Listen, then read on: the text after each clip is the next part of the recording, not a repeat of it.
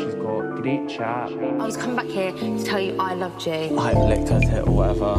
You know, you got quicksand. It's like the equivalent, it's made out of dicks. It's banter. I'm a mommy. Mommy? I'm a mom. Mamacita. Mommy. Like a mom of what? A dog? Are you joking?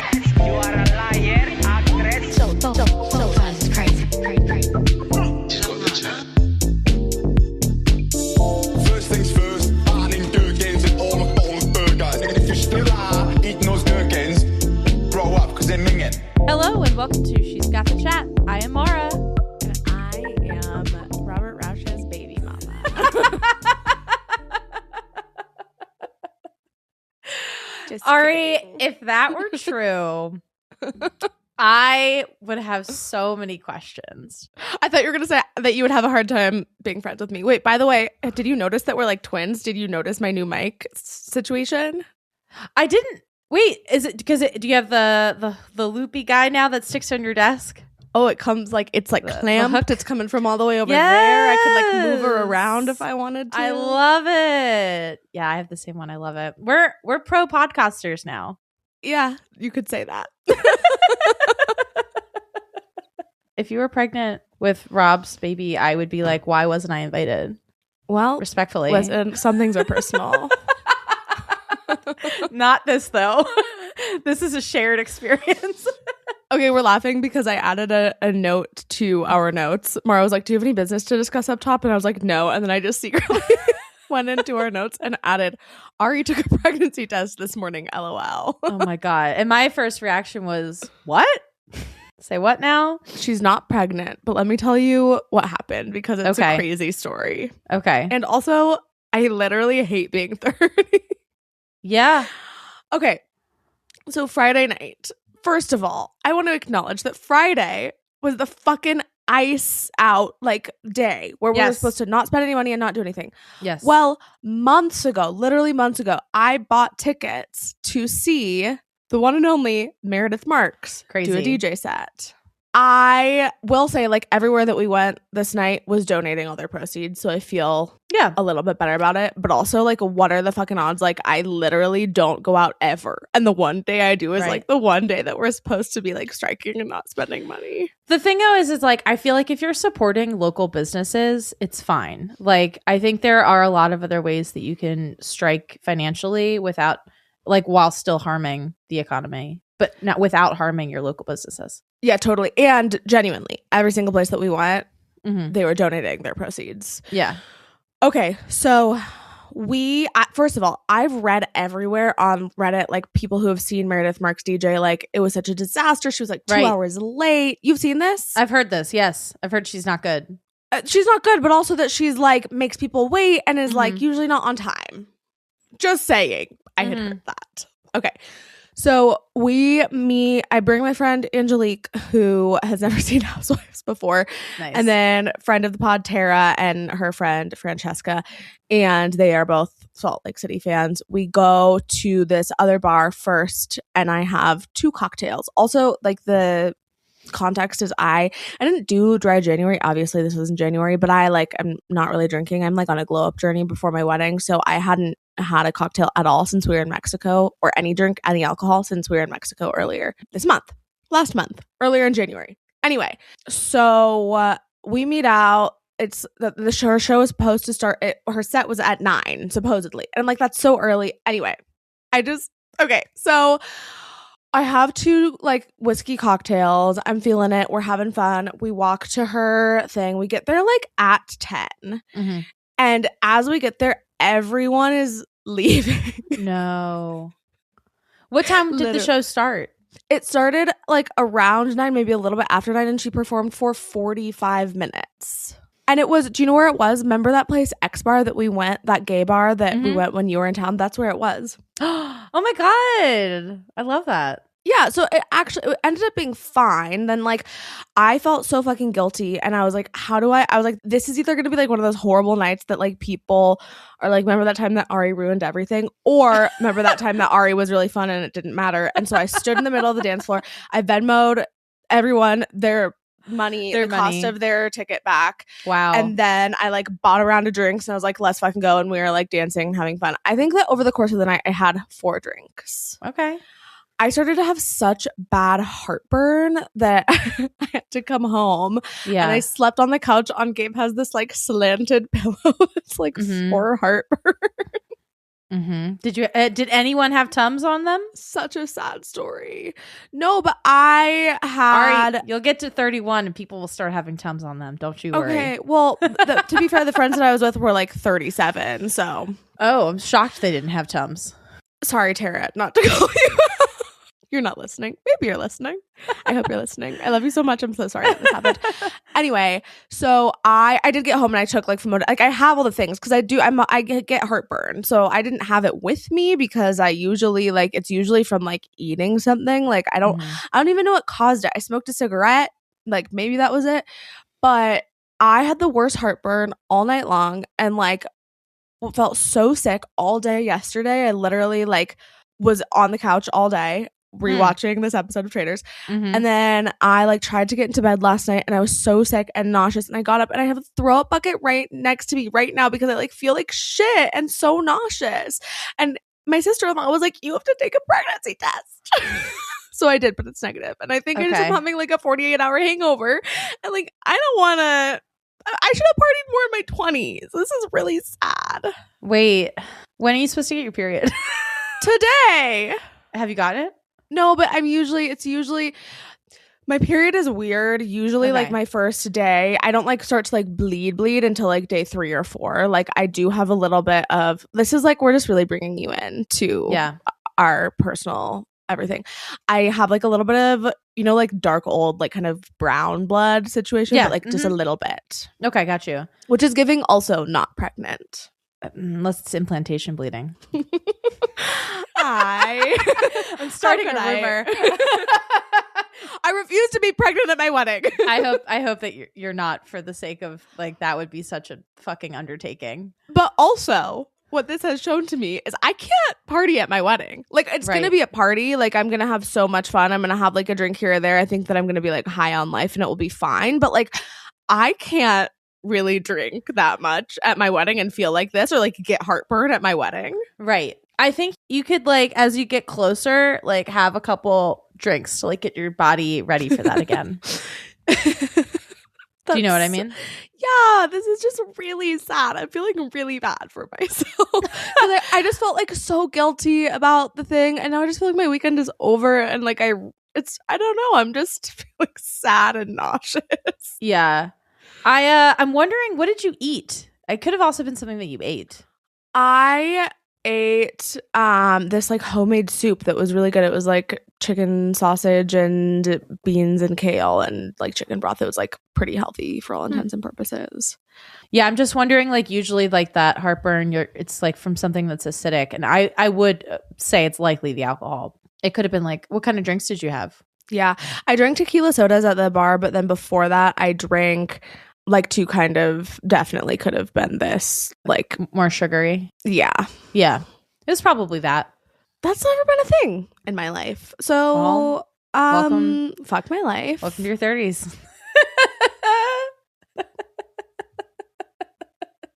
You just gotta like power through. I'm sorry that you're not feeling well though. That does really suck. Fine.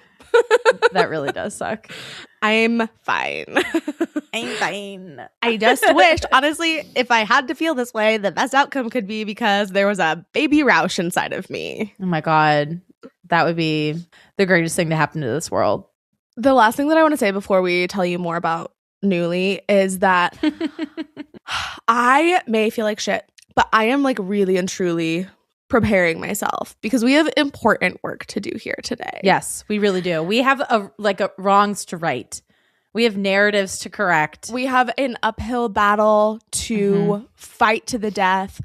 I even think that Maura and I might get into it. So stay tuned. We'll see. When we were talking about this the other day briefly, Ari and I did our best to not discuss this episode. No, too we much. didn't. We tried, kind of. I didn't tell you that much. No, I know. But we used to like, when we were doing USA, we used to like have a blanket ban on like talking about it at all. Yes, that's true. That's gone That's up a little true. because it's so fucking hard not to. It's so hard not to talk about it. I know. We'll see where we align. Actually, I'm curious because like my mind has changed a lot. I have a much more formulated opinion today than I did on Thursday when it all occurred. Okay, good. So, How many times did you watch the episode? twice. Yeah, same. With like a little snippets of extra shots as well. Oh, obviously. Yeah, I watched the episode once, and then the second time I watched it was like pause, rewind. Took me like 2.5 hours to get through, and I have like more extensive notes about this one episode than I have for anything ever maybe on this podcast. So an incredible episode. But first, prepare thyselves. But first, we love our people Newly. We love Newly. We did a beautiful ad basically for them at the top of our last episode. Don't know if we can top it, but just a quick spiel for you. Newly is a clothing rental service for $98 a month. You get 6 items that you get to rent for the month. They have clothes from Anthropologie, Free People, or Urban Outfitters. Lisa Says Ga. What are other a bunch of very cute places, lots of different options, style choices. It's not all just boho. There's like a whole range of clothing you can get. But we have a little deal with them. If you go to our link in our bio on Instagram, you can click that link and then it will take you to Newly's website where you can sign up and enter the code RENT1515 for $15 off your first and second months of Newly. And it's just the best service. Ari and I love it. We've been longtime customers. I'm a shorter term than you, but I'm like a shorter term customer who is like, why haven't I been doing this all along?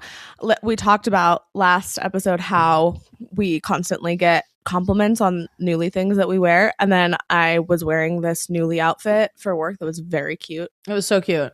Was that a jumpsuit? I was wondering what that was. No, unfortunately, it was a top and a pant, which means that it counts as 2 items. 2 items. Yeah. But worth it. So like love. Anyway, I think I got a compliment on it from every single person who saw me when I was wearing it. And that was a lot of people. So we're not fucking around. And I was so close to being like, go to She's Got the Chat and click on the link in our bio. And then like the code RENT1515. And I was like, honestly, chill. But I did tell people, it's Newly. I gave them the spiel. So you're welcome, Newly. I might not get the credit for it, but you'll get the business.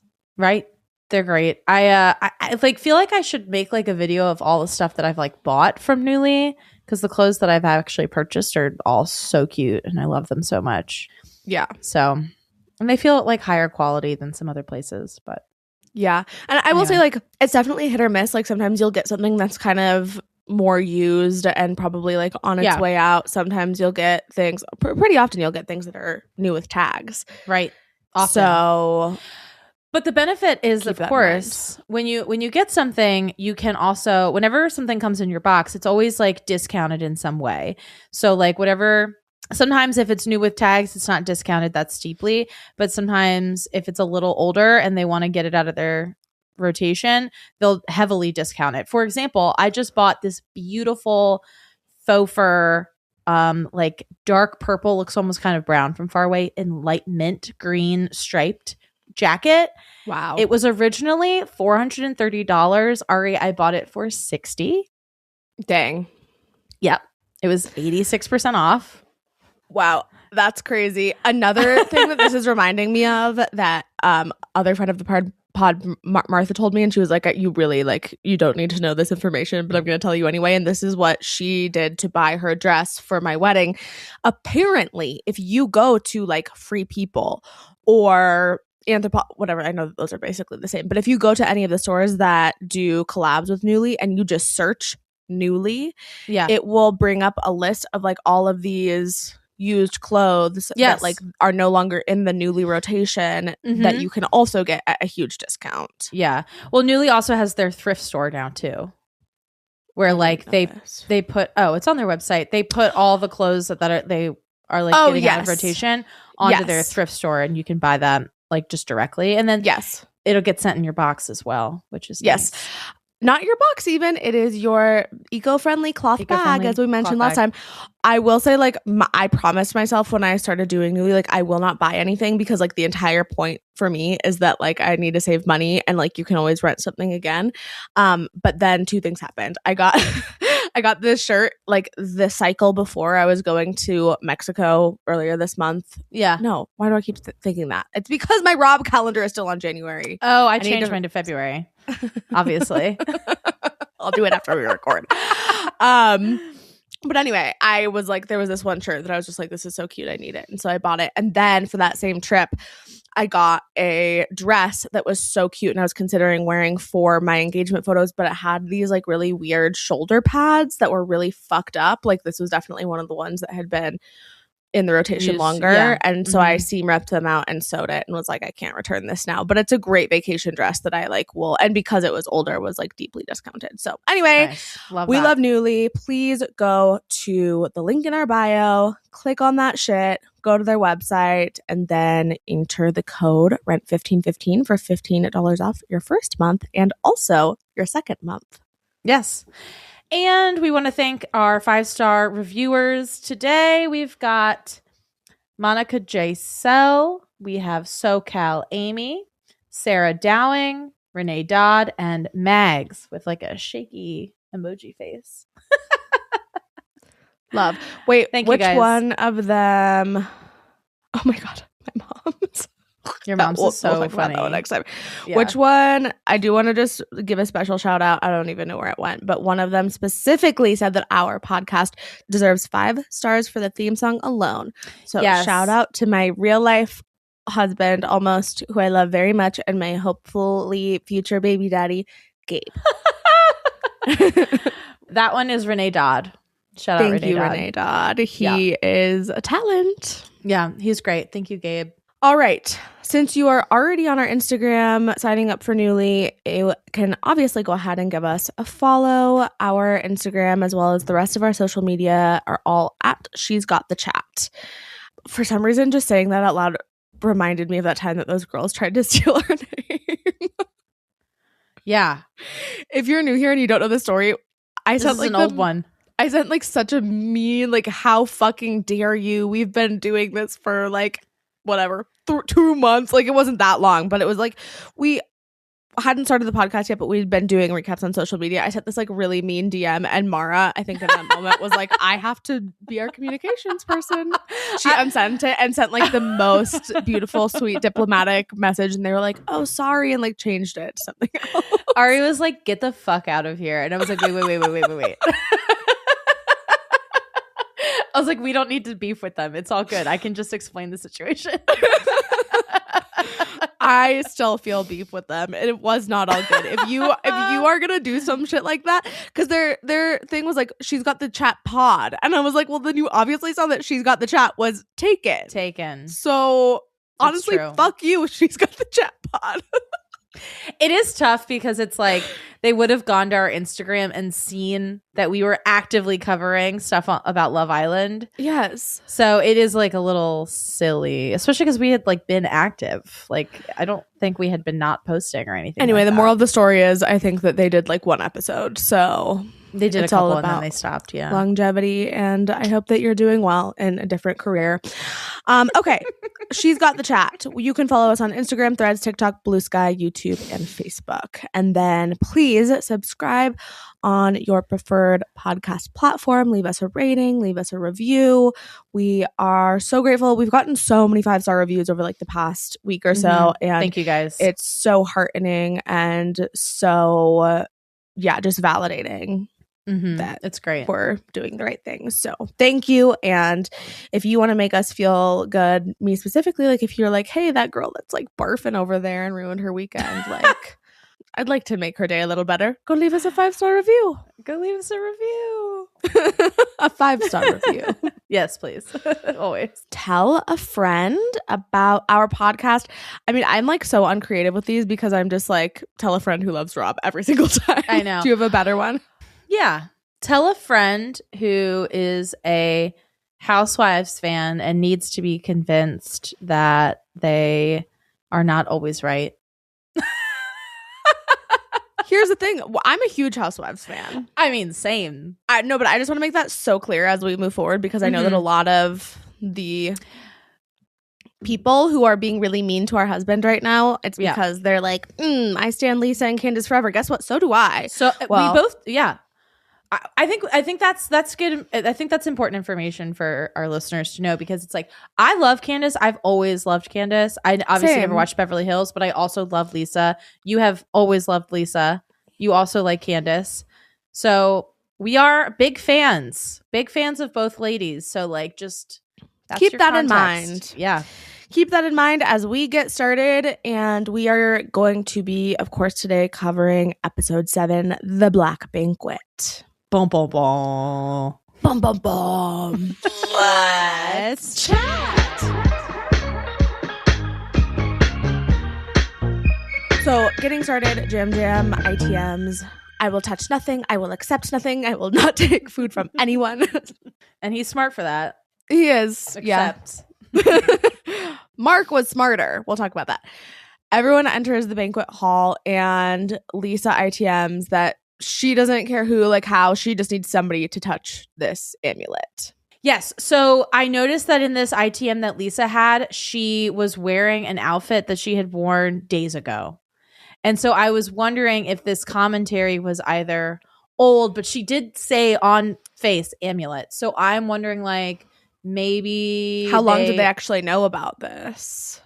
How long did they know about it? Or even did they have her film this after the fact because they needed some extra confessional? Totally possible. I noticed the episode where Rob had the stubble that there were a ton of ITMs with no stubble. So I'm like, obviously. And, you know, the show films they even say at the beginning of this, like, I can't believe 7 days ago we didn't know each other. Like, it feels longer to us because it airs weekly, but it's very rapid. So it's I like think 2 it weeks makes that sense. they're filming, right? Yeah. Tops. Yeah, I would say tops. But I think that they're probably doing all sorts of ITMs the whole time about various things that have happened. Absolutely.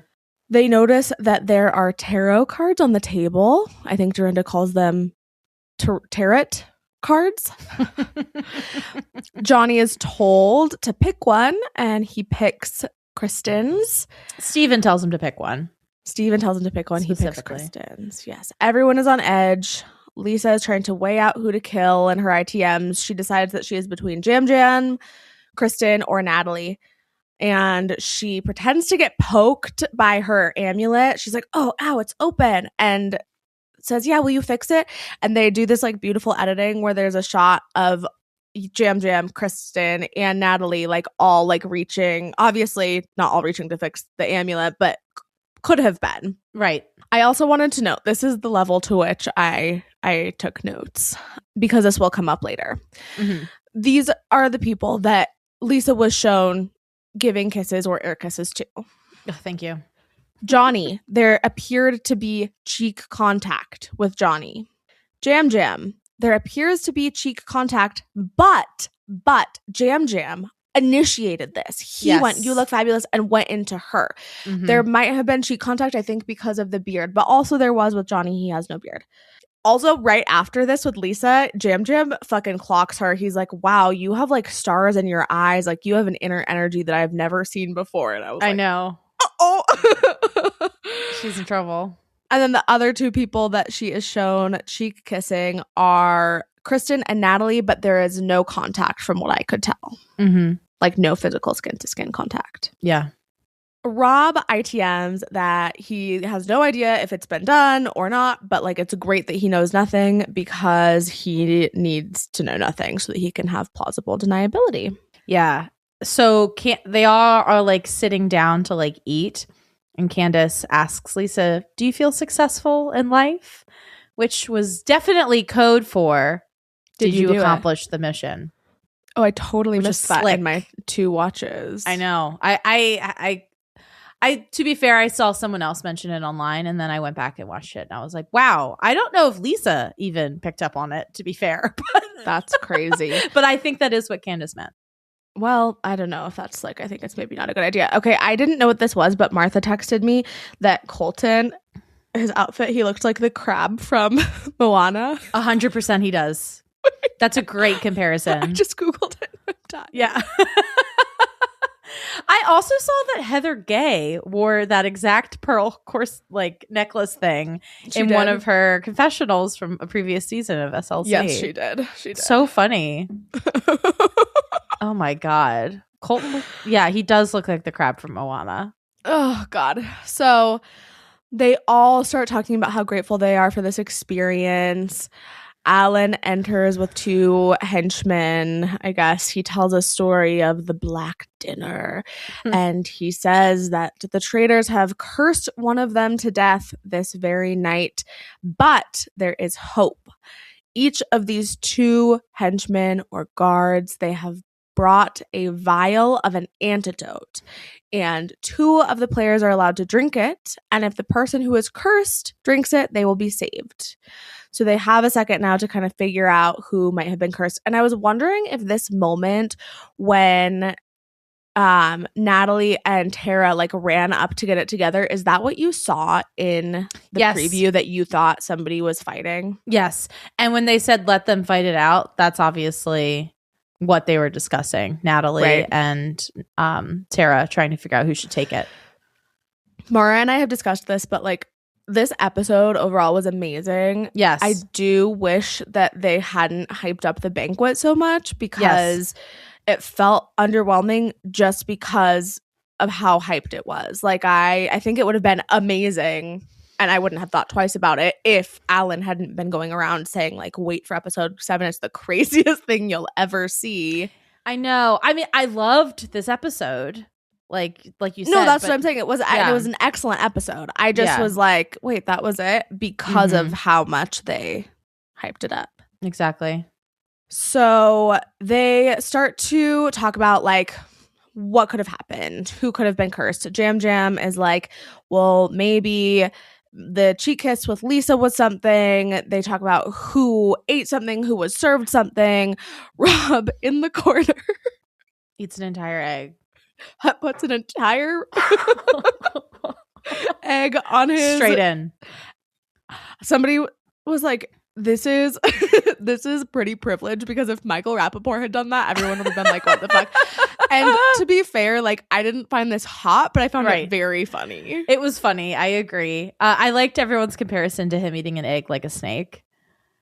Oh, I didn't even think about that. You know, like a full right down the gullet. He kind of did it the next morning at breakfast too. I don't know know what's happening, but like fascinating. Like, it's a lot of like fucking hard-boiled eggs. Like I know that they're in Scotland, and I guess, you know, hard-boiled eggs are a very common food, but no, but like, yeah, sure, at breakfast, but why at this banquet? Right. I think it's just like old, like I think of like medieval times. And one thing or not medieval times, the Renaissance fair. One thing I love to get is a Scotch bonnet, which is a fried hard-boiled egg. I thought that a Scotch bonnet was a really spicy pepper. It is. Am I saying the wrong thing? I think it's just a Scotch egg. It's the one that has kind of like meat and then like a breading, and then it's a like Scotch bonnet egg. That's what it is. Yes, it's meat and an egg, and it's oh really? Oh no, yeah, no. A Scotch bonnet egg is a spicy twist on the traditional British. It's just a Scotch egg. Okay, Scotch egg, whatever. Okay, so I like to get a Scotch egg, which is delicious and feels very Traitors Scotland associated. But this is truly just a hard-boiled egg. So I don't know. But they had like the turkey. I don't know. It's like old-timey Game of Thrones vibes. Yeah.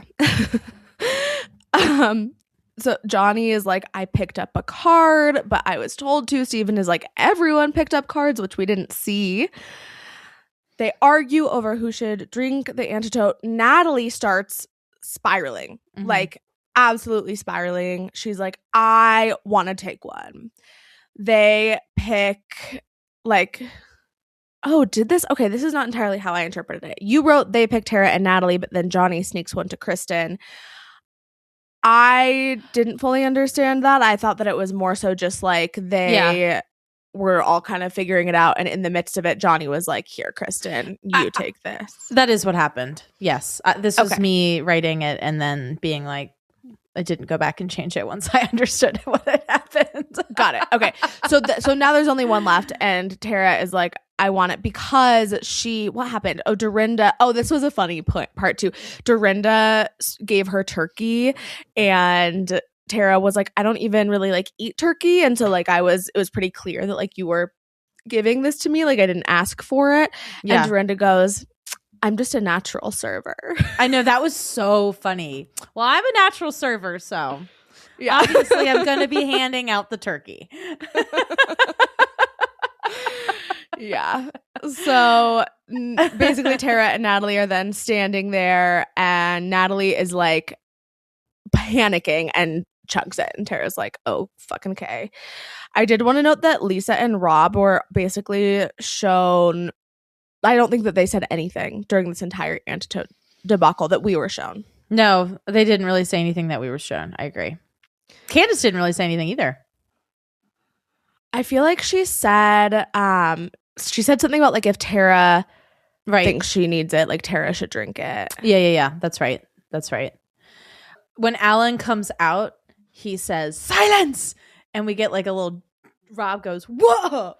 Oh, I think it was when they were like fighting. Actually, it's when they were fighting over who was going to do it. And he goes, players! Wait, I literally took a video of it because it was one of my favorite things. Everybody get the same turkey. I need Yeah, that's what Natalie's like, I have a feeling about this, and I have a feeling about this. Mark is like, everyone ate the same turkey.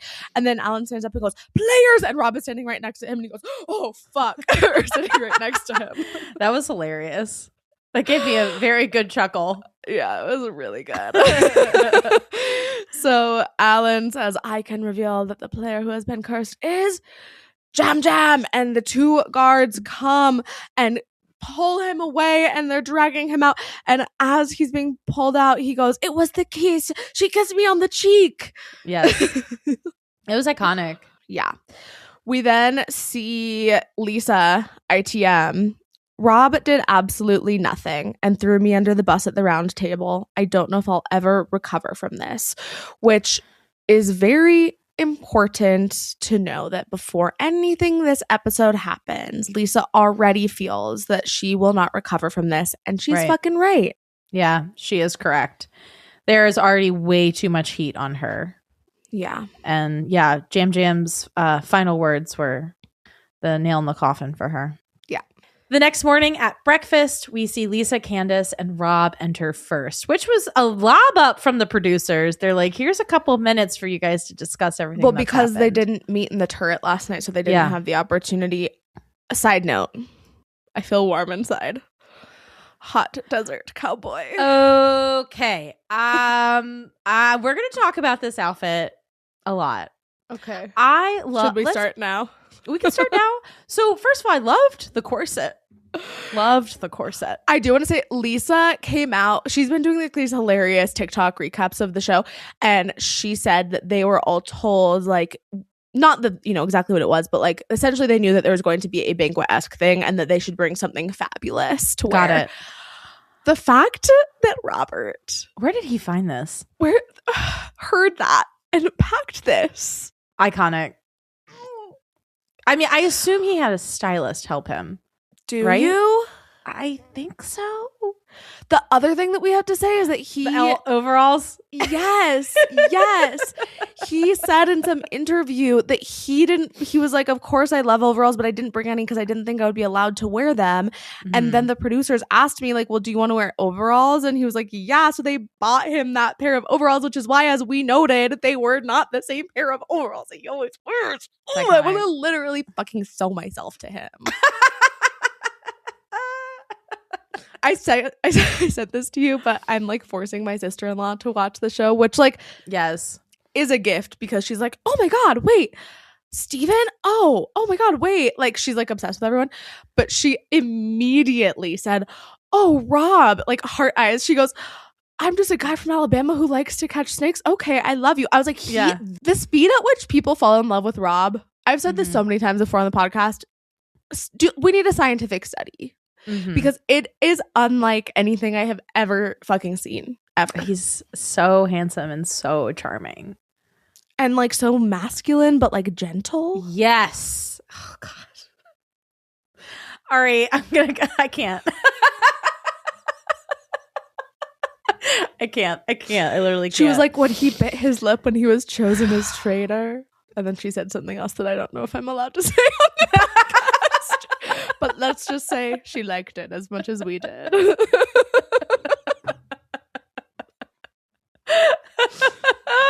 It's looking crazy. Oh my God. I need help.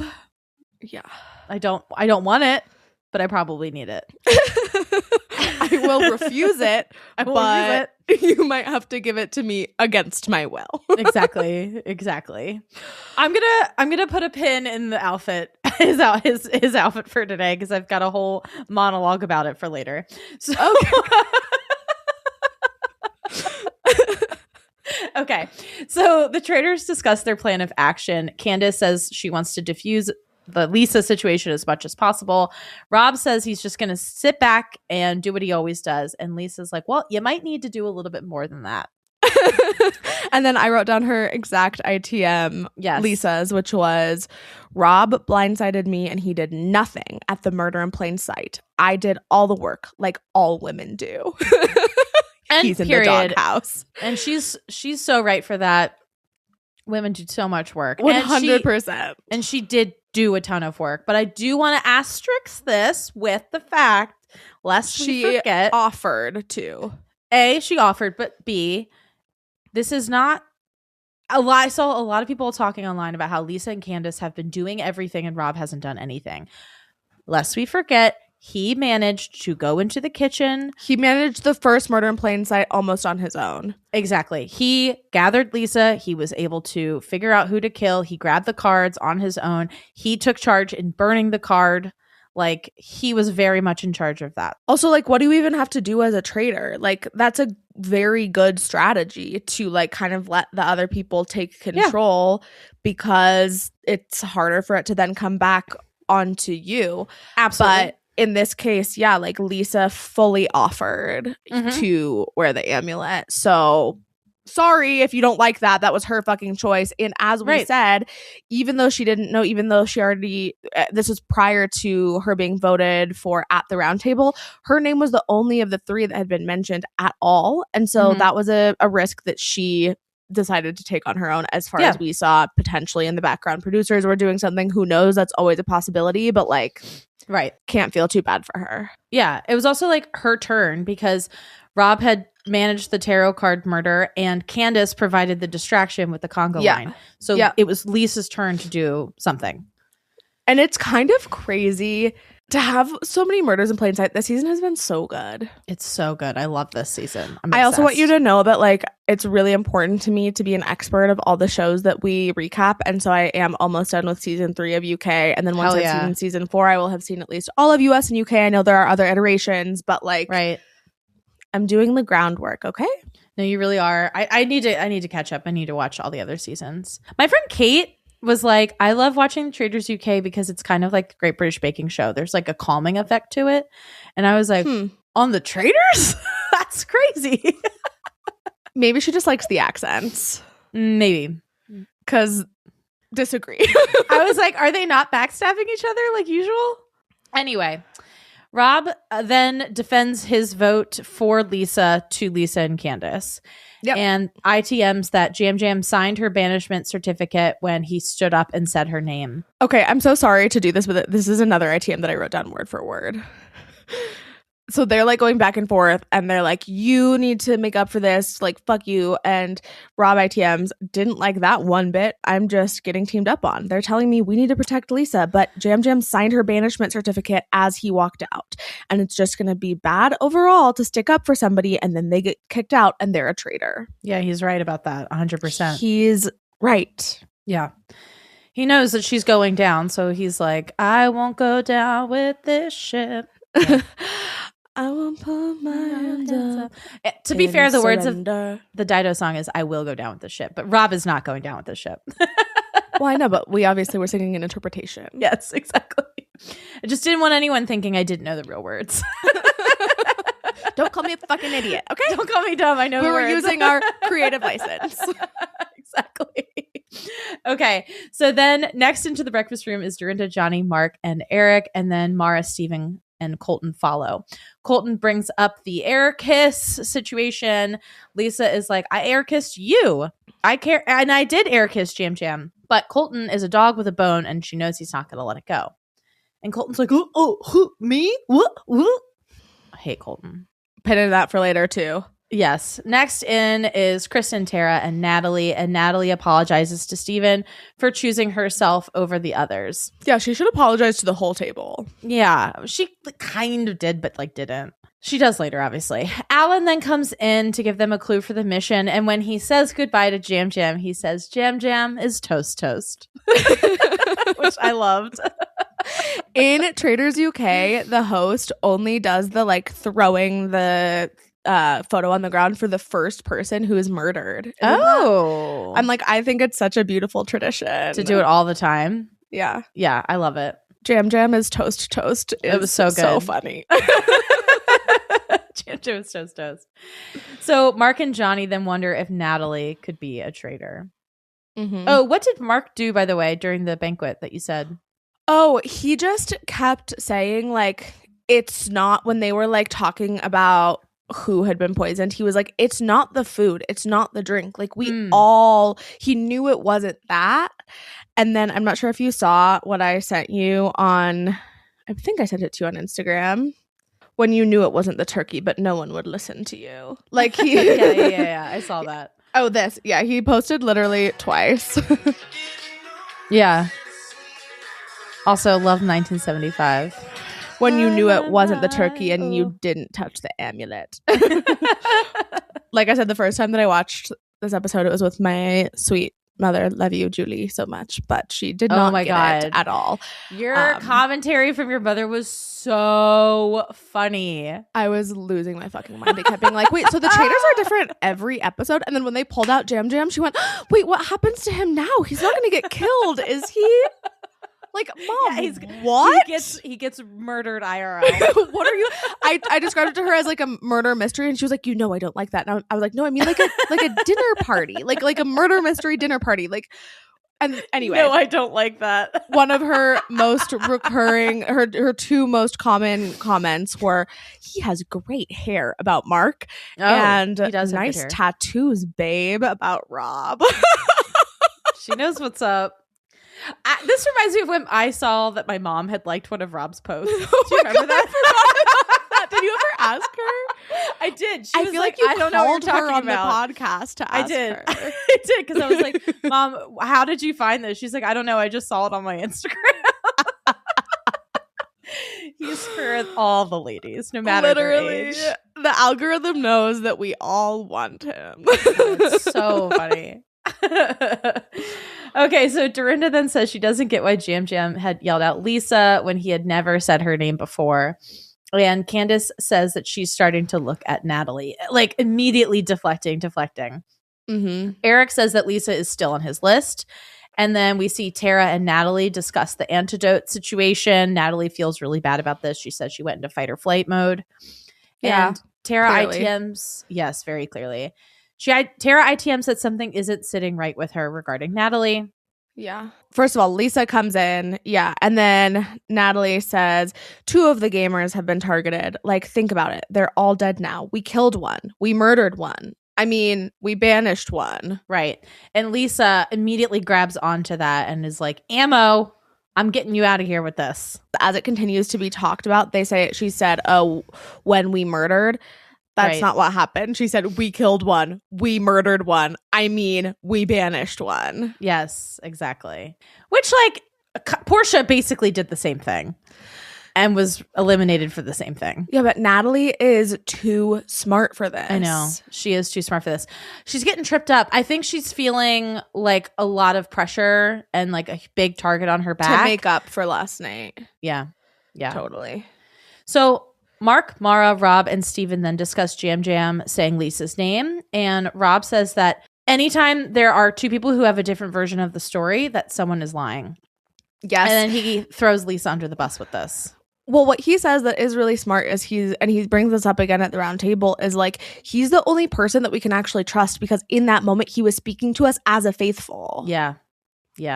Genius, because this makes Rob look like such a faithful. Yes. Because actually, realistically, he knows everybody that's a faithful. Exactly. But to think of that and say that, my man. I know. He's playing a really good game. A very good game. Yeah. Lisa then tells Dorinda and Mark about Natalie's trip up, and Johnny and Tara discuss in their car while they're going on the mission who they're going to vote for versus Lisa or Natalie. So we now see the mission. They have to race to the top of the hill to a monument, and on the way they have to collect as much gold as they can carry in these little backpacks, deliver the gold to the top, and this will add 25K to the prize fund. The 6 players who have the most gold will also be able to play for the dagger. And whoever wins the dagger will have the power of 2 votes at the round table. They can use that power once at any of the next 4 round tables. And as a little present, they each start with $500. I'm dying. I just scrolled down and I see that you had a moment in which you wanted to discuss the clothes. Very specific moment. Rob really wants the dagger because he's like, I don't want anyone else to have that power and be able to use it against me. So they reach this point where they are able to use the gold that they started with. The gold is just rocks. They're able to use the rocks that they started with to throw at these urns. And if they break the urns, then they get more gold. I don't remember exactly the amount, but Rob gets a bunch. Like 20 pieces of gold or something like that? I don't know. It was like a lot. Yeah. Yeah, like definitely worth it if you have good aim like Rob does because, you know, on his farm. He's skipping rocks down his creek. Oh my God. Down in Bama. I have to be so transparent with you that there were moments where I was like, oh my God, his Southern accent is a lot. Yeah. It comes out most when he's thinking of home. I'm sorry. I can't even take myself seriously saying that. I don't think that's true. I have something that I'll play for you that has nothing to do with home and happens later in the episode, and it is the strongest I've ever heard his Southern accent. Oh, I'm excited to hear this. I'm such a professional podcaster. I'm just like teasing things. I know. Constantly. So many teases. Oh my God. Okay, so Rob and Colton talk about how they're going to go for Natalie. Colton is like, you need to get Maura on board. Rob is like, she is on board. He says, I've got Maura. I had to hear that multiple times. Just need to, okay, like, pretend. they all say, it's about they all say me. Maura. No, I went back because I wanted to hear how he pronounced it. That's how Maura? fucking insane I am. Colton says Maura. Rob says a little bit more Maura, but not a full. It's in the middle. I can't wait to talk about how her name is spelled later. Oh, I loved that. Yeah, that was so funny. I died. Okay. So Natalie gets to the top first. Basically, they find out that they're able to either put their gold in their own chest or someone else's chest. So she puts all of her gold in her own chest. Kristen is like, I don't have that much, so I trust Mark the most. I'm going to give Mark my gold. Johnny does the same. Rob puts a shit ton. He puts all of his in his. Also, like, unfortunately, if I didn't fucking hate Colton, there was a very sweet moment where Rob was like, you go ahead. Like, I can't make it up with all of this. And Colton was like, let me carry your bag for a second. You'll get me back another time, which is unfortunately a really, really good play by Colton. He doesn't even know how good. It was a good play by Colton, but it was also an interesting play by Rob to allow Colton to take. Because he was like, how much does Colton trust me? Like, Colton is willing to give up his gold for me to take the dagger, basically. Which Colton, or I guess he wasn't. He didn't do that because he was one of the 6 people. But I don't know. I felt like it was one of those moments where Rob would have. He's like a big, strong man. He can carry his own gold. I mean, and it's one of those moments where you're like allowing yourself to be a little emasculated. I guess okay, here's the thing. We know like in 5 seconds that Rob had the most gold of anyone. And so his bag was definitely fucking heavy. Right. And they were climbing up a hill. Yes. Like, yeah, obviously Rob is in really good shape, but like so is Colton. Right. And I could imagine that would be challenging and he might need to take a breather. I think that he still would have made it to the top in time, but this was just like a very clear moment of like solidifying an allyship. Yeah. Is now the time to talk about this? Did you watch that TikTok that I sent you? Which one? About, yeah, what a good question I sent you. So fucking many. I'm going to play it. This is from, I need to say his name first.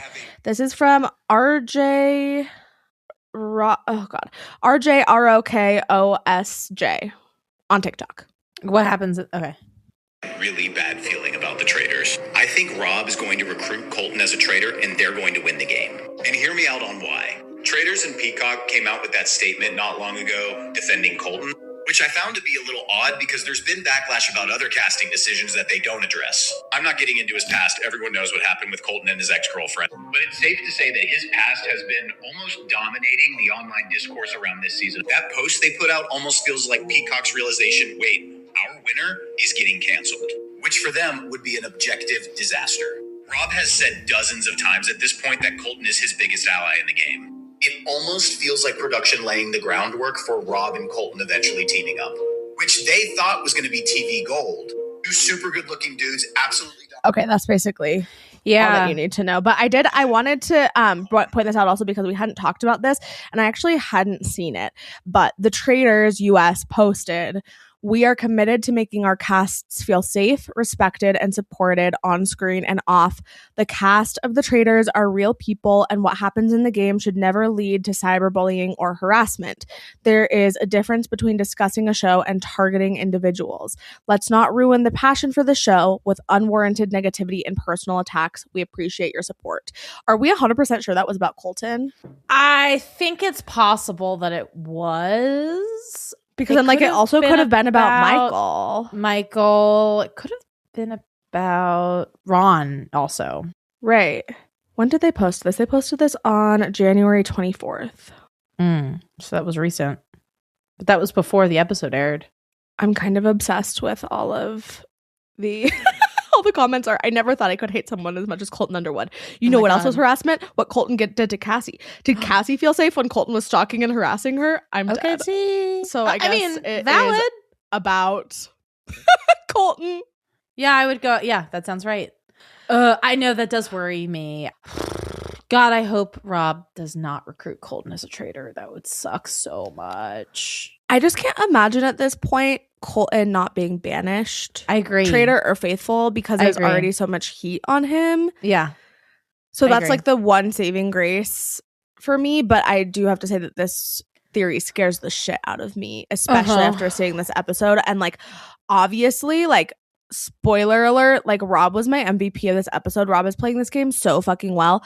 The only thing that Rob is doing wrong is this being friends with Colton. This allyship. And it hurts. It hurts me physically. And I need it to end here. Yeah. But to stand up for Rob, I don't get the vibes that like Rob is a part of Bachelor Nation. No. He doesn't know about what Colton's history is. Yes. So yeah, I don't know. Maybe that's slightly helpful. I know. I like wonder. I haven't seen a lot of interaction between the two of them. Well, I haven't seen Rob interact that much with Colton online. I've seen Colton interact with Rob. Did you fucking see what he posted? Yes, Ari. Yes, I did. Well, I sent it to our group chat for one thing, and then both of us sent it to the She's Got the Chat. Or we both, whatever. Yeah. It's in there twice. Okay. It is Colton posted this, a little Traitors recap for y'all, and one of the slides is somebody who put on, I don't know, Twitter threads or something, Rob and Colton, and it is a stick figure 69. It's two men 69ing. Yeah. In stick figure form. Yeah.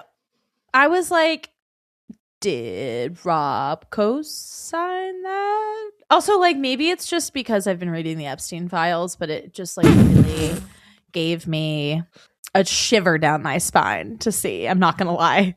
No, same. And like, also, it's giving he's in love with Rob, which I can't blame him for. I know. But do I feel a We little all bad are. for his husband? For several reasons, yes. I think it's a fucking weird thing to post.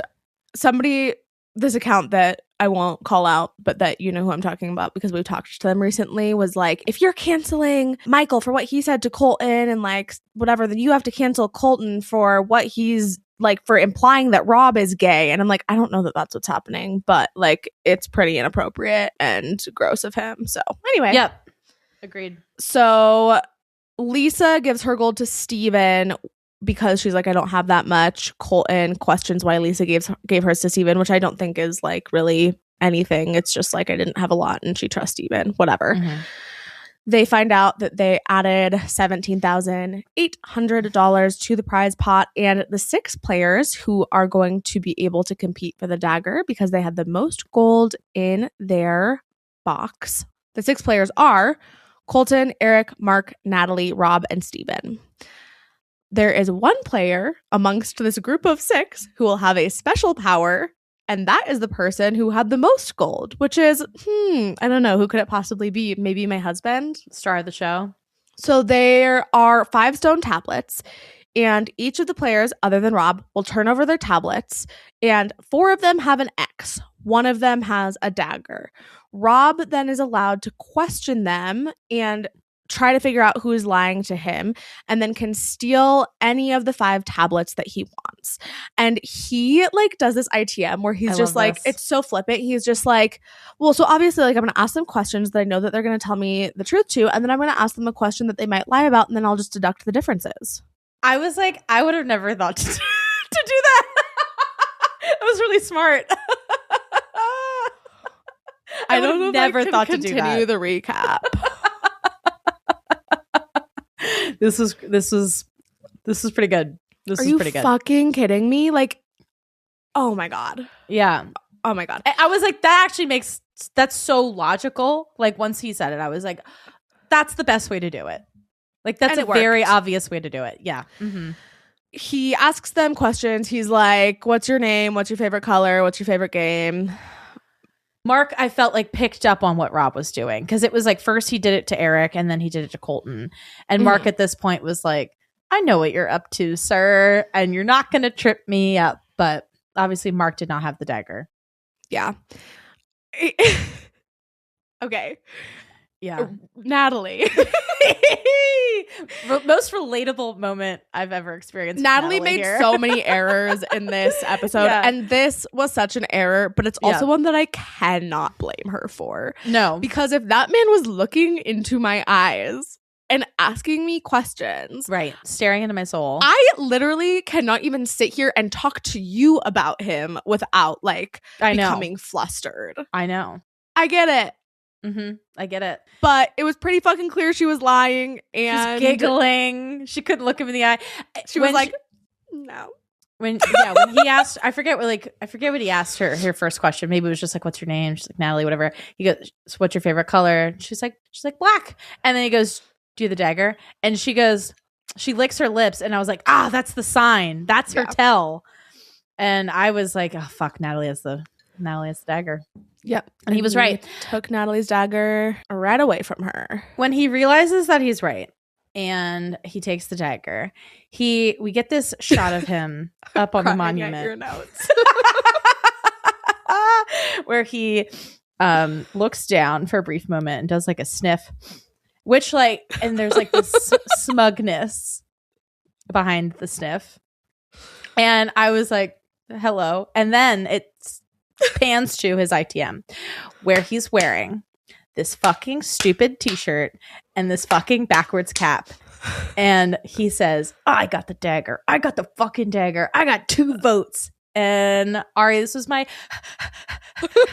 moment because I don't know what it was about this. It's a simple t-shirt and hat, but this outfit changed me.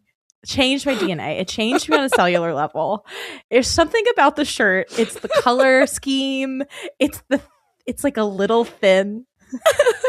And it's just tight enough to wrap around his biceps, but not too tight. Stop.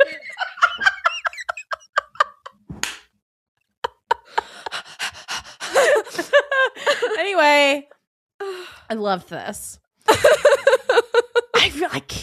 I don't know what it is. I feel so stupid. Like I'm older.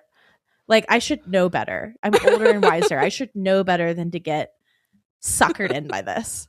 And yet here we are. This is what I'm saying. It's not rational. It's not. like I have never witnessed anything like it. The fact that literally Annie was watching it for the first time, and upon the first line that he said was like, I love him. And the fact that I played back that fucking clip from our recap of Casa Amor season 5 and was like, the very first conversation he had, I was like, I immediately was like, I love you. Like, what is it, Robert? What is it? Who are you? It's that he's one of the most beautiful people to exist on the planet of Earth. But it's also like his personality. It's like everything about it's him. also his personality. Yeah. Okay, my moment was this entire fucking challenge from Rob, but specifically the interrogating of these 5. He was up there with so much confidence. He was like the fucking sexiest thing I've ever seen in my life. I texted you and I said, is this the Creek Rat quarter zip? All right. I don't even think I hadn't even watched the episode yet. And I said, yes, probably. Because I had seen the clip from previous episodes and I was like, almost guarantee it's the Creek Rat quarter zip.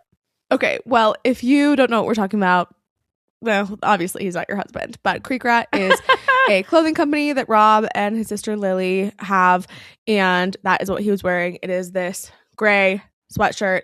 I immediately bought it. I immediately fucking bought it. Did you actually? Oh my God. I immediately bought it, and I bought the Match My Creek tank. I want that shirt. And can I just say that the Match My Creek tank, it has a... Rob is, I mean, he is in most of them modeling it. It's so tight on him, and he's wearing a size, per the website, XXL. Wow. No. Is it women's sizing? I wonder what size I should get. I really want that tank top. I wasn't sure how cropped it is. I got a medium in both. I will let you know as soon as it comes. I was hoping it would be here by today, which is crazy because I ordered like 2 days ago. It's like, there's no way. Next week. They're like literally shipping from the farm in Alabama, I think. Like it's coming. As soon as it's here, you'll be seeing me in that on the fucking podcast. I know that we don't do this, but our podcast, as we've said many times in the past, is very heavily inspired by Game of Roses. They do recaps of The Bachelor as if it was a game.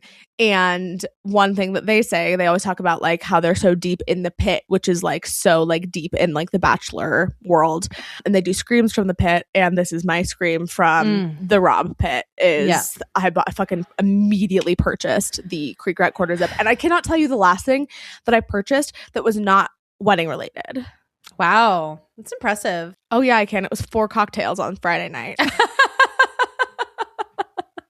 Fuck my life. I need to get some Creek Rat merch for sure. I'm so excited for it to come in the mail. We'll report back on sizing. Creek Rat, if you're listening, we would love nothing more than to collab with you. I think you know at this point that we would really tuck you up.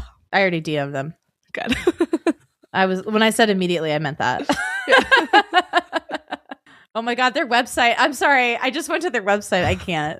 Wait, can you confirm for me? Will you go to the Creek Rat or Match My Creek? Here. Can we talk about this? This is what you this is what you see when you go to the website. No face. No face. Just ads. Stop. Okay, I can't. Okay, yeah. Go to the Match My Creek. Click on it. Okay, and then go to Rob in it. Oh no. Maybe I bought the men's. Okay, wait. Wait, go back. Okay, wait. I didn't know there was a men's. Maybe there's not. I don't know, but I need to, unless I like hallucinated this. Oh, the cows. That's cute. I don't click on it again. Go down. Oh, there it is. There. Wait, okay. That's hilarious. And then look at like the specs, and it should say what size both of the models are wearing. No. Yes. No. Go scroll up. Oh, Robert is 6'2", wearing size. And look how tight it is. It's really tight. Wow. Okay, this is actually helpful though. She's wearing a medium. size do you think her tits are? I wonder. I love the Pretty snake on small. the back.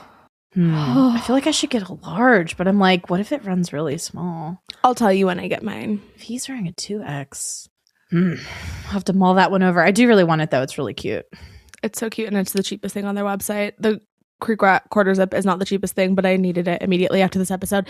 And because of that, they probably don't even want us as a fucking partner. Why? Because the best fucking advertisement is the You're Traitors. right. Yeah, you're right.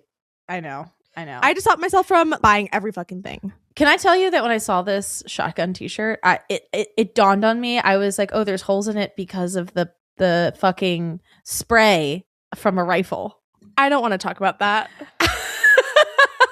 I was like, oh, that's redneck as fuck. Let's move on. Okay, let's move on. Okay.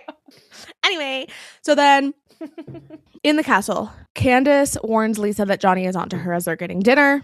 She's like, I think I was able to push them towards Natalie because Tara doesn't think it's you. And so I've just been kind of echoing Tara. But Lisa is aware that her name is going to come up at the round table. In the kitchen, they're wondering about Natalie. Lisa brings up Natalie's slip up of saying when we murdered, which isn't what she said, but that's fine, Lisa. Tara does say, yes, that happened. And then we see the Dagger Six, as Candace coins them, which is amazing, come back. And before they walk in, Rob is like, hey, let's not tell anyone. I have the dagger. Like, I trust all of you. I'm a faithful. I don't want to get fucking murdered. This puts a huge target on my back. Like, let's not tell anyone who got the dagger. Right. I thought that this was a fantastic idea. Yeah. I think it like really helps create like a different alliance than they like had previously. It loops in some 100%. people he might not have had already on his side and reconfirms the people he did already have. Yeah, I just thought this was a great play. No, 100%. Really great And play. he says as much in his ITM. He's like, this is a way to like build trust. Yes. And he's right. I will say I do wish that there were, I feel like a lot of the challenges have been very physically challenging. And I know that they often are, but it would be nice to see a few more intellectually challenging ones. Or like, God, the doll one where the singing and Tom Sandoval, hum-na-ha-na-ha-na. Like I would have killed for something along those lines. Just like, I feel like these benefit the men a little bit more because they're in a little bit more physically fit shape. And Well, Natalie, come on. except for with the exception of Natalie, obviously. There was a moment in the beginning of the challenge where at the very end of the trail, it was Candace, Lisa, and Dorinda. Right. And Lisa ITM'd and was like, we're literally going up against an ex-NFL player, which I don't even know if that's fucking true if he ever played in the NFL, but sure, he was a professional football player. Right. Olympic athletes. Right. Gold medal So- winning Olympic athletes. Yeah, and Survivor players. So like Right. totally. I imagine that there will be more. The cabin one was not physically challenging. Yeah, I know. But it was like, that's then like the only one that hasn't I been. think that there will be more. There has to be more. There's always either like the doll one or there's one on UK that I don't know if we've seen in US or not. It's similar to the doll one. Half of the group is in the castle looking for things, and then the other half Yes. is like pulling Yes. like these things, and it's like the tune of a song, and then they have to find the find thing the that animal sings or that song. whatever. Mhm. Yeah, so I do think we'll see more. Okay, hopefully we do. Steven tells people in the kitchen that they've made a pact that they're not going to say anything. And this is when Candace calls them the Dagger Six Yeah. and ITMs that she does hope that Rob will share. Also, earlier she had said, like, I hope that Rob has it, but do I? Like, can I actually trust him? I know. Well, maybe you could if you didn't do Go what you're for about him. to do, bitch. Yeah. Mm-hmm. I agree. Everyone in the kitchen is talking about Natalie and agreeing that it's Natalie. Mark and Eric wonder about Lisa. Steven tells Rob that a lot of people are trying to go for Natalie, and Natalie knows that Lisa is saying her name. And then we go to the round table. And this was easily one of the best round tables I've seen so far this season. Yeah. So Lisa starts by bringing up Natalie's slip up. And Tara is confirming the slip up. She says, yes, I heard this as well. And Natalie says that Lisa's bringing this up just to get the heat off of her, not because she really believes that Natalie is a traitor. True. And very true. Johnny then brings up how hard Natalie had fought for the antidote, and Natalie claims that she was going through fight or flight. Colton then brings up what Jam Jam said and says, why would he go so hard for Lisa? He had just died. And Maura says that Lisa did kiss Jam Jam. Dorinda's like, yeah, but Lisa also air kissed multiple people, including myself. Wait, but the reason that Maura is like, she's like, I know for a fact that I saw your lips make contact with Jam Jam because I remember thinking, I hope she doesn't do that to me and get her lip combo on my face and ruin my makeup. I was like, amazing. Flawless really good. Logic. Flawless, I agree. Who could refute that? I know. And so then we see Maura and Dorinda argue a little bit. They go back and forth. They're like cutting each other off. Dorinda really won't let Maura get a word in edgewise is really what's happening there. Yeah. Which is not good look for Dorinda. Anyway, Rob then says, emotions were high last night and we have to take emotion out of this. My logical king, my Virgo king. He says, what would Natalie's motive be to make a spectacle of herself? True. Also, Natalie is sitting right next to him and he has his hand on her arm. I was like, I would die. I would simply pass away. Rob says, as faithfuls, we are awarded nothing. We only have guesses. I have chills. We don't know if anyone is 100% with anyone, but we do know this with Jam Jam. He is absolutely a faithful. And the last thing that he said was Lisa. And Rob then says, when Lisa, you're faced with disagreement, you either deny it or say you don't remember. And then they all sort of wonder why Jam Jam would lie. When Colton originally brings up Lisa around the round table, he's like, why would Jam Jam use his last moments to say that about you? And Lisa's defense is, I don't know. Which, like, that's fair. I don't really, like, Jam Jam was going off of a hunch. He knew something was amiss. Yeah, to be fair, it wasn't the kisses. Right. To be fair, he was wrong. Right. But like her guilty conscience kind of disallowed her from actually having a good argument.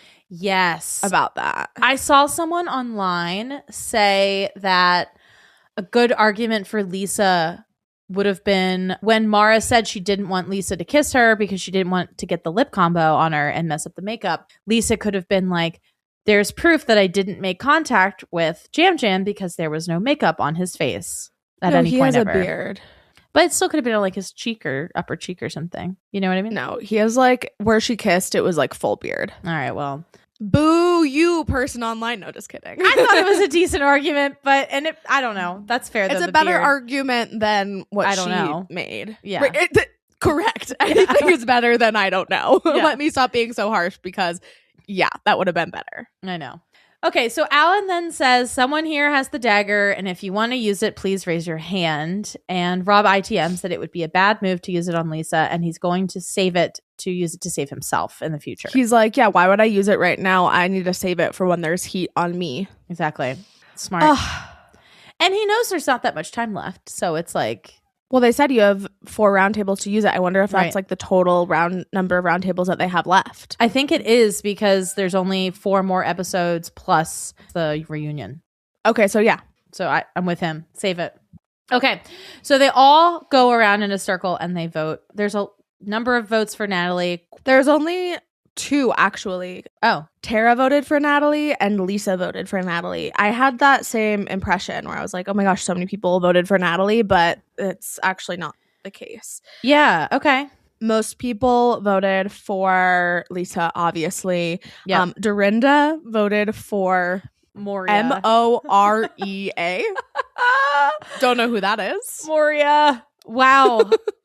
Hilarious to me. Like, literally, that's more offensive than even voting for her. The fact that that's how you spelled it. That's a rough one. I've never gotten that one. Moira, I've gotten, not Moria. That's fucking crazy. Outside of that, the only person who did not vote for Lisa or Natalie was Candace. Who, like a fucking snake herself, votes for Rob. She goes, Natalie, I came in here convinced I was going to vote for you, but you convinced me that it wasn't you. And so this is just a throwaway. I can't vote for either of you. Well, why? What you didn't explain, Candace, is why you are unmoved by the evidence against Lisa. You just said I was going to vote for Natalie, but you convinced me you're not. So this is a throwaway vote and you vote for Rob. I will never fucking forgive her. Yeah. Let me get through this piece and then let's discuss this vote. Okay, fine. I jumped the gun because I'm so fucking angry. You didn't. You did. You're okay. So Lisa is banished. She obviously reveals that she's a traitor. In her ITM, she cries. She says she's grateful for this experience. And Rob ITMs that he's mad at Candace for writing his name down. Wait. You're moving too fast for me. Okay, 2 things. In the votes, Colton and Rob said the exact same fucking thing. Oh, I hated this. I hated this so much. Colton goes first and is like, tonight I am voting for an icon, a legend, a traitor, Lisa. And then Rob says the exact same thing. And I physically hurt me. It hurt me. However, then when Lisa leaves, she kind of says the same thing. She goes, She does. I am the most iconic legendary traitor. But like, dude, Rob, really? It's also like low-key a callback to fucking Michael Rappaport. And it's just like this whole interaction gave me the ick. Same. But not really. Okay. The second thing that I needed to say is this here ITM that you just said, Rob ITMs that he's mad at Candace for writing his name down. This is when his southern accent is more prominent than I have ever fucking heard it in my life. Girl. Are you ready to hear? Yes. We did it. We got her. She's out. And you know what, Candace? You're gonna write my name down as a hint to everybody here that I'm a fucking traitor? Oh my gosh, girl. Why would you do that? Oh my gosh, girl. That was thick. We did it. We got her. We got her. And you know what, Candace? I was like, whoa. But I liked it. Yeah. It's charming. It's like I get why the South has like a charming accent. He is what the South is really about. He's a loving good your example. family. Just loving your family and Loving skipping your rocks on the creek. Skip your rocks on the creek. Why does it do it for me? I'm I like don't know. not into. Okay, I'm not into it either. Not into it either. Okay. But I'm so into him that whatever he does, I'm into. Agreed. Okay, so actually. What? Speaking of Rob being a country boy, a wild desert cowboy, if you will, I have another piece of evidence for why he could be liberal. He likes the musician Tyler Childers, who is just a country music artist, but he is by far one of the most outspokenly liberal country music artists. I would argue maybe one of the only ones besides like the Chicks. The Chicks, yeah. Don't know if he likes the Chicks. He probably does. Who doesn't? That's all I have to say about that. Should we like rename our podcast to like In Defense of Robert Rausch? That could like be our, maybe. That could be our off-season podcasting. Like we'll just do She's like, got the chat / featuring she's got the chat presenting In Defense of Robert Rausch. Maybe that's the title of our Jesus episode. Christ. This is making me sad for us. It's not making me sad for me because actually, like, yeah, obviously we don't want to defend men. However, Yes, never. Something about this man, it is one or the other. Like, there are people that are like so unnecessarily harsh on him. And like, we ask, like, I know I just said I'll never forgive Candace. Like, that's not true. God, I have like so much to say about this. Okay. Yeah, let's like get Sorry, it. let's wrap it up. Okay. So anyway, yeah. So Rob does the ITM and then Candace ITMs that Rob has made vile choices that have dire consequences. And Colton seems to think that this will help redeem himself as a faithful. I agree. I agree as well. Let's discuss the Candace vote and the Rob vote. Everyone in the castle was on Lisa. And as Rob said weeks ago, I'll protect my fellow traitors, but I can only do so much. Yep. There is nothing that Rob could have done or that Candace could have done to save Lisa. Because even if Natalie had gone home, Lisa, and it would have been revealed that she was a faithful, and all eyes would be back on Lisa. Correct. Candace also has been so anti Lisa being a traitor. And her response, at least in this moment, we'll see what she does next week, but like her response in this moment was just like, yay! I'm like, girl, you now need to go around and start telling everyone I am so shocked. Mm-hmm. I'm like rethinking everything because she totally had the wool pulled over my eyes. I did not think it was her. Like, yes. Whoa. Mm-hmm. Rather than just being like, we did it! Rah, rah, rah! I think she's getting too caught up in her anger at Rob for selling Lisa out and not focusing enough on how do I need to act moving forward. Correct. I wonder if Candace has ever seen the show before. I would like to think so. I would like to think she's smart enough to do her research, but like the way that she is playing it is a little bit, it's throwing me off, to be honest. I feel, yeah, I know, because I feel like she's like started off very strong, but I feel like she's been doing great. Like she's been much like Rob, very much hiding in plain sight. And so like I think both of them are very like formidable traitors. But I do think that this vote for Rob was just such a bad play. It was like, I know we talked about this a little bit, but it's like I feel like this was more equivalent to Dan voting for Phaedra. Like Candace voting for Rob was like this little, what's it, like a red herring, but like not a red herring, because it's not going to make you look the other way. It's going to make you look at her more. And this is what everyone said. Oh, Rob should have done that instead of voting for Lisa last episode. Well, guess what? Like, no, because now this is going to come back on Candace. And again, like that's another reason why I almost for a second at the round table when she said I was convinced it was you, Natalie, but you convinced me it wasn't. I thought, okay, maybe she's going to do it. Maybe she's going to vote for Lisa, which would have been the smartest thing to do. Yep. But she instead to have this quote unquote throwaway vote, you need to grovel like you have never groveled before and be like, I cannot believe that I was so convinced it wasn't her, because the heat is going to be on you now, bitch. And you know who's bringing the heat, unfortunately, Colton. Yeah. I will say the only plus side of Candace voting for Rob is that now Rob has a slight, well, I don't know. People were making the claim that like he has to help defend her a little bit in order to like, because she's kind of like, oh, if I go down, you're coming down with me. But I think that he'll be able to deflect this very easily. 100%. The reason that it was a error, other than the fact that now she is in a position of really having to defend herself against traitor allegations, is because she has now fucked any alliance that she could have had with Rob. Yeah. And now that we know that the rest of the season, or at least the rest of Candace's time on the season, is going to be Rob versus Candace, I can only think that the reason that Candace is so angry at Rob publicly and doesn't follow him on Instagram and whatever, has somebody that she wants to cuss out at the reunion, which is him, is because he is about to win this who will take down who battle. Yeah. And you just saw what the fuck he did to Lisa. Why would you want to be his next target? Why wouldn't you want to be like, all right, that sucks. I loved Lisa. I wanted to play this game with her. But yeah, she had too much heat on her. And now like, let's figure out our next move together. Like this is 100% on her to fuck their alliance. Exactly. And be in it alone. And it is, I just think that she's screwed. Yeah, she was valuing the Housewives alliance too much. Like, this is the game of traitors. This is not Real Housewives. Like, you have to take yourself out of that a little bit. Like, you can utilize the Housewives alliance as a means to protect yourself, which she's somewhat able to do with this vote regardless. Like, oh, I didn't vote for Lisa because Housewives don't vote for Housewives. But that's it. That's the limit. You have to be able, like we have been saying this since day one, you have to be willing to turn on your fellow traitors if you want to win the game. Yes.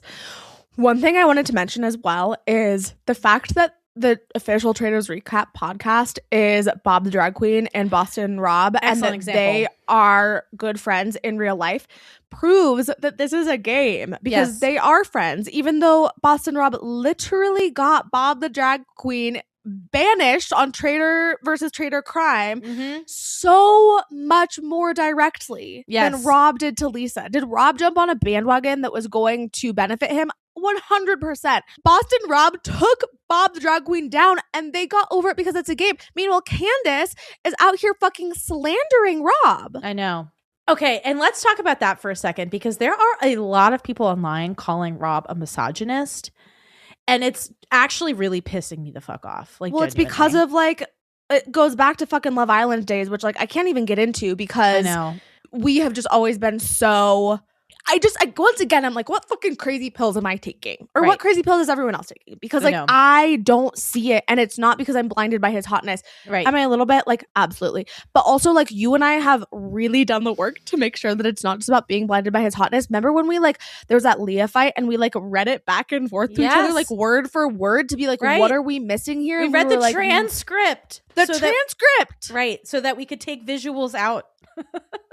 Like, Rob would have collaborated with his traitors forever if Lisa didn't have this much heat on her, and if Candace hadn't thrown him under the bus. Like, sure, he's going to be against her now because of her choices. Yeah. And I think that like this whole like bromance with Colton, like I feel like people think that in throwing Lisa under the bus, he was trying to like side with Colton. No, Rob will turn on Colton the second it benefits him to do so. I am so fucking sure of that. And if I'm wrong, I will eat my words, but like I'm very certain of that. Outside of recruiting Colton as a traitor, which I think is highly possible and would make sense for Rob's game. Yeah, but like if they're going to recruit him and Candace are going to have to choose somebody together. Right. And that's unlikely. I do think if they wanted to, my hope of what will happen is if Rob wants to give Candace a little bit of a bone, they'll kill Colton next. I think that they're kind of at the point in the season where they need to start killing people who won't be banished, like Eric. Like, yeah. Because they need those people that have heat on them right, to stick around and be banished. Yeah, no, that's a good point. I don't know necessarily that actually killing Colton would be giving Candace a bone, because if anything, it makes Rob look innocent because they're so close. Like it would be a better move for Rob in a certain way, even though they are allies. I just want to say, like, we view every single show that we recap as a game. This is literally a game show. Yeah, like, it's a game. It's a fucking game. It's a game show. And so is Love Island. Like, wake up and smell the motherfucking coffee. I mean, obviously, if you're listening to this show, our show, you know that it's a game. and you're on board with that. But still. Yes. But it's a dating show. Yes. Is it a game? 100%. The Traitors is a literal game show. Yeah. Like, there's no gray area. Mm-hmm. Please also just like don't fucking cyberbully any of these people. God. Except Michael Rappaport. If you really have to cyberbully someone. If you want to cyberbully him or like even Colton, I'd allow it. Maybe don't do that because. So there was this whole I couldn't even watch the whole video because I was pissed me so off. angry. But it was comparing like this to like what he did on Love Island, which was like I don't understand to this day why the fuck people feel that way about Love Island. But anyway, it's because of the thing. You know who said it better than anyone else is Woodland about how Huda is Leah and people will like fucking absolutely like bow down for like a beautiful girl who like has a beautiful nose job, basically is what he said. He's right. But I love the Housewives. I love Candace. I will move on from this. But what I'm really mad at her about beyond what she's doing in the game is the fact that she is piling on him right now and encouraging people to bully him online by being like, oh, is it true that he's a misogyny? Like, I don't remember exactly. Somebody was, or he commented, this is ridiculous. Yes. And she responded, is it? Question mark eyes. And it's like, bitch, yeah. Yeah. I know. It is ridiculous. The last thing I'll say about this is like, as we're talking about this, I'm trying to think like, what is it that people are seeing as like these women are being wronged? Like that's the implication in like a, I hate women manner. And I'm like, okay, thinking of Leah, thinking of Lisa, I'm like, ultimately all that happened. These women were told that they were wrong or misinformed, for lack of a better word. Like Leah was she just didn't have all the information until he gave it to her. That's all that happened. And that's what happens on Love Island. You don't like date the first person that you couple up with for the entire season. This happens with every single couple. Yeah. But because everyone was obsessed with Leah, they turned Rob into the villain for absolutely no reason, just for choosing somebody else over her. Right. And so like getting rid of Lisa and maybe waiting a moment too long to like inform Leah where he stood romantically with her, that does not mean he hates women. It just like women are allowed to be told that they're wrong. Like they're not always right. But correct. But also that is giving him too much credit. He did not get rid of Lisa. Right. Well, I mean, he did a lot of work, but he did not start the start the conversation. Did he add fuel to the fire? Yeah, because it benefited him. Absolutely. But he did not start the fire. Yeah, he did not. The fire was raging. Everyone was adding fuel to the fire. Most of all, Lisa herself was adding fuel to the fire by being a bad traitor, as I said that she would be before the season even started fucking airing. I rest my case, Your Honor. Let's continue with our recap. I'm so like deeply so mad. It's like it's really sad. In this world where there are real fucking misogynists out there, where there are real predators, you're calling this guy on a game show that? Colton is a perfect example of a real life predator. And like, not to mention the motherfucking president of the goddamn United States and everyone who follows him. And it's just like, and you're going after some guy on a game show? Wake up. I'm sorry. It just Wake up, America. Wake up, America. It pisses me off that this is like the hill they wanted. I can't. I fucking cannot. I think we need to rename our podcast. I'm so serious. In defense of.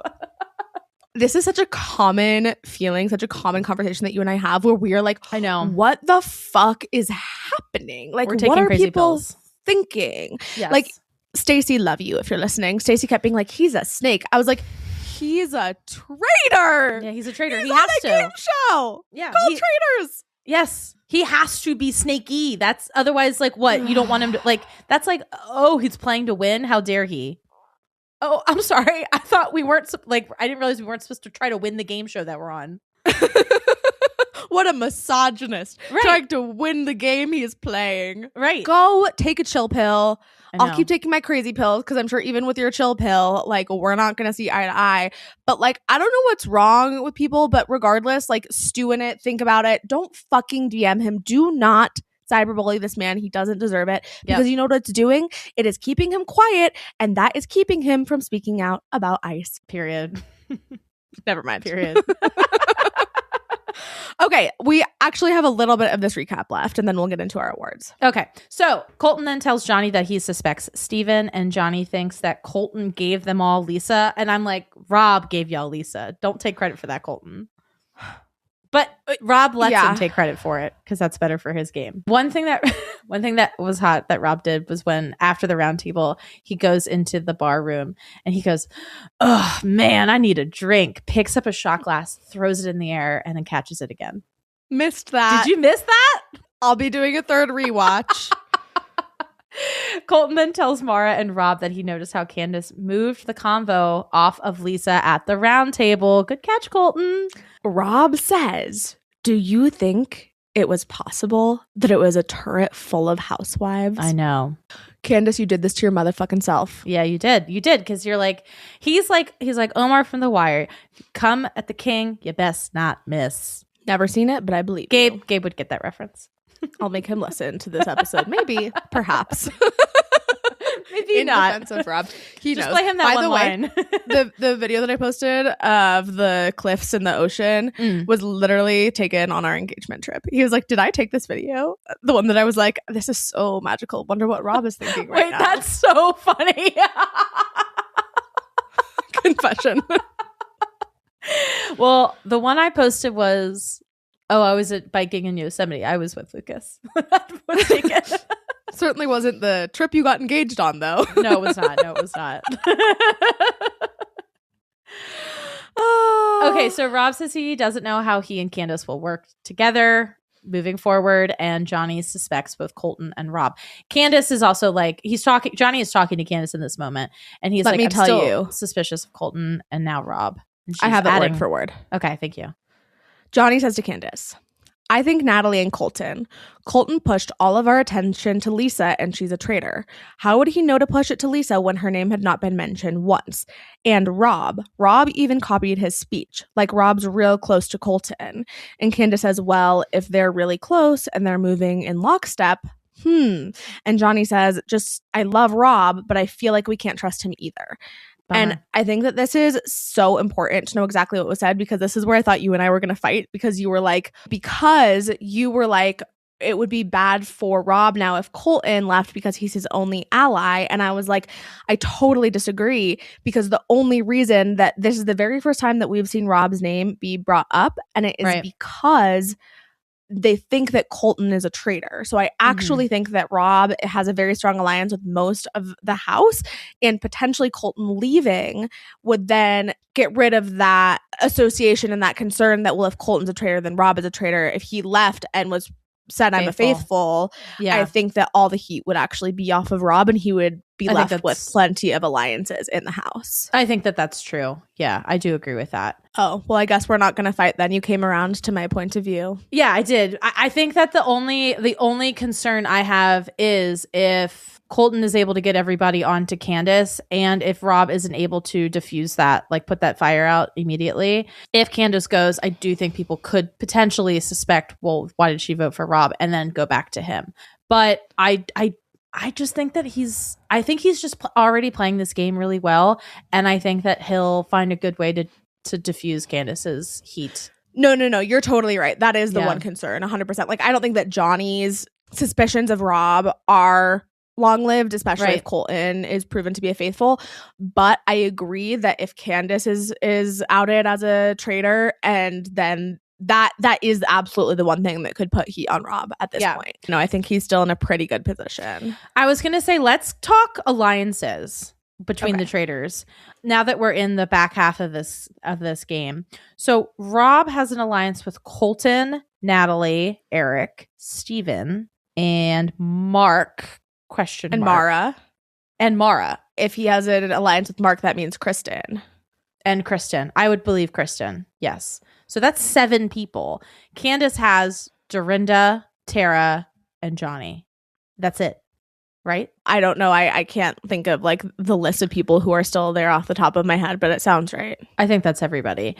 If there's someone I'm missing, sorry. I don't think I am though.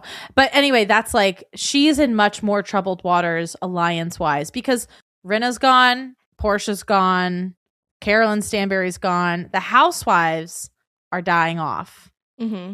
And because the gamers are dying off outside of Natalie, she is clinging to the alliance that she does have, which is Rob. Roush. Exactly. So I don't know. It's interesting. I mean, I do think Rob, if he didn't before, absolutely has an established alliance now with the Dagger Six. Right. Exactly. And that really will benefit him moving forward. And I do think that like most of the people who voted for Lisa, which was most people, like will feel safe bet putting themselves behind people like Rob because I think they really do believe that he's a faithful. So. I do too. I do want him to do his best though to like stay a little bit in the shadows. Right. Like I don't want it to be too much like he becomes the ringleader, and I do think that that's where Colton staying in the game could be a protective factor for him. I agree. I really don't know. It's very complicated. I think Colton will speak up more now that Lisa's out because he ended up being right. Because he did go hard on Lisa and he ended up being correct about that. So I think he's going to go back to his like, I'm big man. Let me shout from the rooftops. Let's get into our awards. Ari, who was your MVP? You already said it, but Rob. Who was your MVP? Mine was also Rob, obviously. We didn't even mention this, but the very last shot of this episode is in the turret. The two of them, Candace and Rob, take off their hoods, and Rob goes, "Good evening." Good evening. Oh, I can't wait to see that turret. Who was your most toxic? I considered giving it to Colton, but I'm going to give it to the audience. Okay. Because y'all are fucking playing out here thinking that these, like, Candace was making some, like, smart-ass move. Like, I don't think it was, like, the worst thing she's ever done, but I do think it will kill her or get banished. No, we've seen Potomac. Not the worst thing she's ever done. Good point. I meant, like, game-wise, though. I don't know. Yeah. I think it could fuck her over, or it could be a passing moment. You know what I mean? Like it's one or the other. But I don't think that this was a good play. And for that, the audience backing her on that one is dumb as shit. Mostly the audience calling Robert misogynist is really pissing me off. So don't do that. Yeah. What was your LOL moment? You didn't ask me my toxic. Oh, I'm sorry. Who was your most toxic Islander? For similar reasons. Islander. Candace. Islander. Lol. Candace. Okay. Because she is fueling that audience fire. She is she's playing so sloppily at this point. Mm-hmm. She's screwing herself and potentially Rob. And she is fucking her number one alliance. Yeah. What was your LOL moment? I have 2, I think. I'm curious to hear yours. Either Maura. That just like really fucking got me, I think, because of you. Or Rob eating the full egg. Oh, I like those. Okay, good. I think I picked Jam Jam as Toast. Yeah, that was also cutie. very funny. Yeah. What was your error? Yeah, obviously, I think it was Candace's vote for Rob. I do think it will be more bad than good for her. What about you? Yes, same. Yeah. And we already discussed our panting moment. So what was your most shocking moment? No, I need to ask you. You're not allowed to switch up the colors. It's like fine. That on me. No, it's not because I don't have mine. Because I keep doing the thing where my most shocking is the same as my error, and like I can't. I need to stop doing that. Okay, fair. So I need to ask you that first. So ask me what my what my moment was, even though I already said it. What was your moment? Rob interrogating everyone about the dagger. Hell in yeah. his creek rat quarter zip. What was yours? My moment was obviously at that his moment of triumph in his ITM and his sexy little backwards cap and t-shirt. I'm gonna buy that. I need to buy that t-shirt like immediately. It was giving vote for Pedro. It was very much vote for Pedro. I said this to my friend, but I was like, I feel like he bought this shirt at Delia's. Too old. I'm too old. Okay, got it. Reference. Got it. Okay, so Delia's is a clothing brand that was really cool in the early 2000s, late 2000s, early 2010s. They had like a lot of kooky like screen t-shirts. That was like my bread and butter for shopping when I would go. I'm dead. I don't think this is it, but I just Googled Delia's and look what came up. That is the vibe. That's the craziest thing I've ever seen.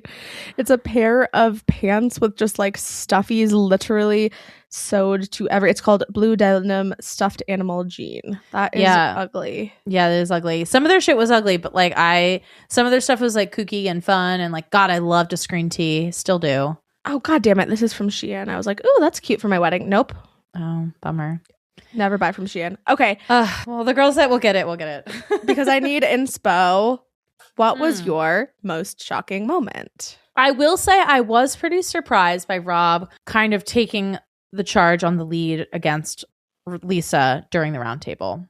I expected him to let Colton do that. But I think that Colton and him maybe had a conversation that we didn't see where he was like, are you cool with taking the lead for Lisa? Because Colton needed to like slightly take a back seat. Got it. So, what about you? Okay, actually, I came up with one as you were talking about it. My most shocking moment was how much Natalie spiraled at the banquet. Yeah, she did spiral quite a lot.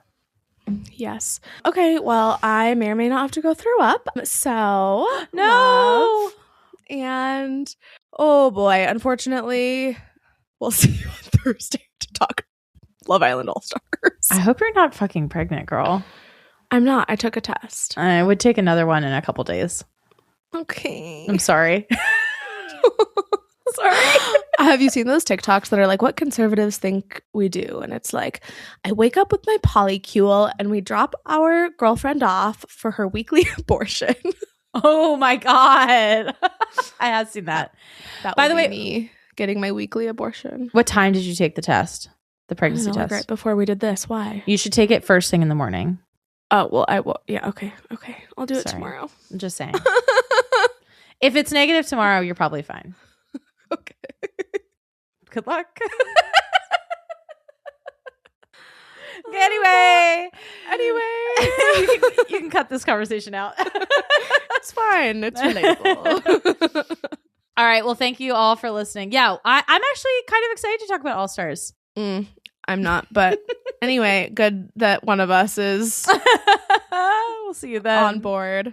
All right, we'll see you on Thursday. Don't cyberbully Rob. I'll fucking come for you. Yeah, exactly. Or anybody else. Don't cyberbully Candace either. That's also fucked up.